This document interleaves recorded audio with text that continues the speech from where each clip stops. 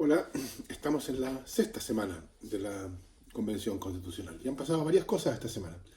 A mí me gustaría dividirlas para su mejor comprensión en las controversias que ha habido, eh, el avance que hemos tenido y otras cuestiones importantes. Respecto a las controversias, no cabe duda que la controversia de la semana fue la controversia de las asignaciones. La Convención necesita fijar las asignaciones a los que los convencionales tienen acceso. Y esa decisión se tomó esta semana. Y claro, hubo mucha crítica respecto de que no estábamos subiendo las asignaciones, que era lo mismo de siempre, etcétera. Todo ese discurso. Aquí hay que decir algunas cosas más o menos evidentes, pero que se pierden en la discusión. Conforme a las reglas que regulan la Convención de la Constitución, los convencionales tienen derecho a una dieta y a las asignaciones que fije el reglamento. Por lo tanto, para que haya asignaciones, tiene que haber una decisión en el reglamento de fijar esas asignaciones. Después, por cierto, la administración de esas asignaciones corresponde a un comité externo que ya ha sido creado. Y entonces lo que se trataba era de fijar esas asignaciones. Todo este discurso de que nos habríamos aumentado las asignaciones es enteramente falso. No hay asignaciones fijadas, o no había antes del jueves. Y por eso entonces había que fijarlas. Lo que había era una glosa en el presupuesto, o sea, lo que hay es una glosa en el presupuesto que designa un monto total para asignaciones, y dividiendo ese monto total por la duración de la convención el resto del año y por el número de convencionales se llegaba a esta cifra de alrededor de 1,5 millones. Pero ese es un cálculo que se hace sobre la base de una glosa que está en la ley de presupuesto. A la ley de presupuesto no le corresponde fijar las asignaciones.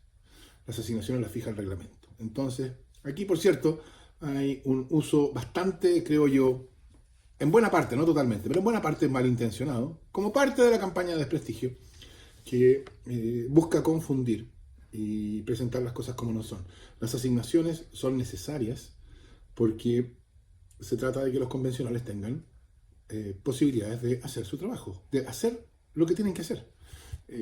Se trata de que haya financiamiento para, por ejemplo, que quienes tienen que recorrer un territorio extenso para poder conversar con sus representados puedan hacerlo, para que quienes tienen que moverse desde sus regiones de origen a Santiago a sesionar puedan hacerlo, para que las personas, los convencionales puedan tener la asesoría que necesitan.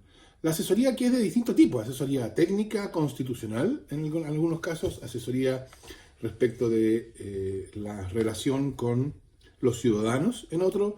En fin, hay distintas dimensiones en las cuales los convencionales, para desempeñarse de un modo más adecuado, necesitan esas asesorías. Por supuesto, una manera de torpedear el trabajo de la convención es negarle los recursos materiales que necesita. Y entonces, detrás de toda esta controversia sobre las asignaciones, en el fondo hay eso, un intento de dificultar el trabajo de la convención, y hay también, y para lo cual en este caso se aprovecha, bueno, parte del desprestigio de la política tradicional, ¿no? Se busca contagiar a la convención de ese mismo desprestigio que llevó el 18 de octubre. Y creo que eso es, bueno, pan para hoy y hambre para mañana, por un lado. Y segundo, creo que es totalmente injustificado. Los términos de las asignaciones, las condiciones, los montos, etcétera, son ridículamente bajos cuando se compara con los términos similares del Congreso, ¿no? Entonces, más que ser una manifestación de lo mismo, en realidad es la fijación de un nuevo estándar, que probablemente un estándar que después se va a rebotar y se va a aplicar a los poderes tradicionales. Otra de las controversias fue sobre la eliminación de la expresión república en la designación de la convención en el reglamento. Eso fue una decisión que tomó otra de las subcomisiones de la Comisión de Reglamento, otra en el sentido que no es la que yo participo, que es la Comisión de Orgánica y Funcionamiento, que removió de la expresión que la Constitución se denominará, la Convención, que se denomina a esta la Convención Constitucional de la República de Chile, y lo reemplazó por Convención Constitucional de los Pueblos de Chile. Por supuesto, esto es una cuestión de designación. No hay aquí una decisión sustantiva respecto del carácter de la organización estatal chilena. Eso es bien absurdo. Por lo tanto, toda esa discusión es un poco tonta. Yo creo que entonces aquí no hay nada. La Constitución actual, por ejemplo, dice que habrá un órgano denominado Banco Central. Y no dice Banco Central de la República de Chile. Y eso no quiere decir es Banco Central de una monarquía ni nada parecido. Entonces yo creo que aquí, de nuevo, hay una controversia absurda sobre algo que puede ser importante en su momento. Puede ser importante esta idea, y yo creo que va a ser discutida, sobre, por ejemplo, ¿quién da la Constitución? ¿La da el pueblo de Chile? ¿La dan los pueblos de Chile? En mi opinión, y esto habrá que discutirlo más adelante, yo creo que es fundamental mantener algún concepto que designe la unidad de la voluntad chilena. Cuando se habla de los pueblos de Chile, se asume que Chile unifica a un conjunto de pueblos en una cosa, que tiene una voluntad, que es la ley o la Constitución. Yo creo que una solución como la que se logró en Bolivia, o la que está en el preámbulo de la Constitución boliviana, es una solución adecuada, que usa naciones para designar la diversidad, y entonces es plurinacional, y entonces hay distintas naciones, pero la Constitución, como aparece en el preámbulo, se la da a sí mismo el pueblo boliviano de composición plural.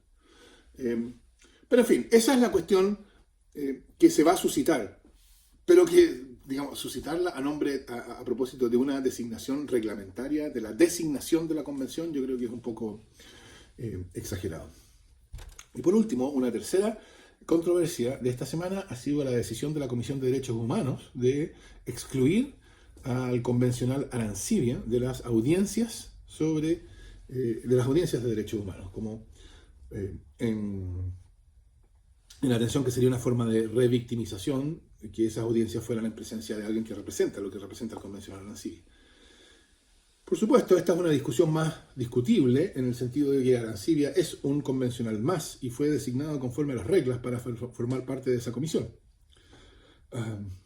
Ahora, yo creo que es importante enfatizar que lo que Arancibia significa y representa no es un misterio para nadie, ni siquiera para la derecha. Especialmente no es un misterio para la derecha.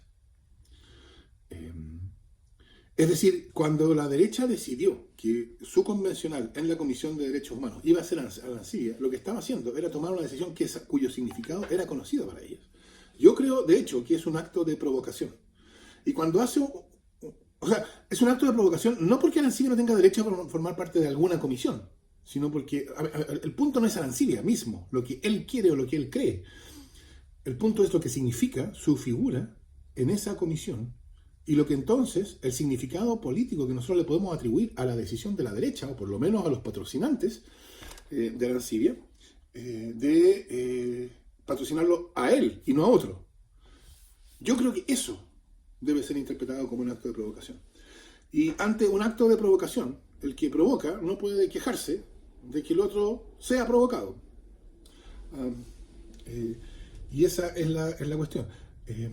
También la Comisión de Derechos Humanos, por ejemplo, excluyó de las audiencias públicas a la Fundación Jaime Guzmán, etc. Y yo creo que aquí hay una cuestión bien interesante. Por supuesto, esto se ha presentado como si fuera totalitarismo, etc. Pero estamos acostumbrados a eso. Pero vale la pena tratar de pasar por arriba de esas acusaciones rápidas y un poco absurdas al fondo del asunto. Yo creo que parte de los términos de los últimos 30 años ha sido una suerte de afirmación de simetría entre todas las posiciones respecto de la dictadura. Es decir, que quienes apoyaron la dictadura y proveyeron sustento intelectual a la dictadura y político están, en términos democráticos, en la misma posición que todos los demás por un principio de igualdad democrática. Por supuesto, hay un principio de igualdad democrática en el sentido que todos tienen derecho al voto, derecho a ser elegidos. En ese sentido hay igualdad democrática, no cabe duda. Y eso no es un problema de los últimos 30 años. Pero hay una asimetría entre quienes apoyaron y dieron soporte político e intelectual a la dictadura, con todo lo que la dictadura hizo, y quienes se opusieron a ella. Y esa asimetría fue negada durante 30 años y es afirmada hoy día. Y yo creo que eso es en sí mismo políticamente relevante, porque yo creo que esta constitución, la que deberíamos dejar de llamar la nueva constitución y llamar ahora la constitución va a ser una constitución de la asimetría. No es una constitución que sea, por así decirlo, ecuánime, o no ecuánime, que sea neutra respecto de la dictadura. Yo creo que esta constitución tiene que afirmar que es la constitución de la superación de la dictadura y su legado brutal. Y eso se manifiesta ya en cosas como esta. Esas son las controversias principales. Puede haber habido algunas otras cosas, pero creo que esas son cuestiones importantes que pasaron esta semana.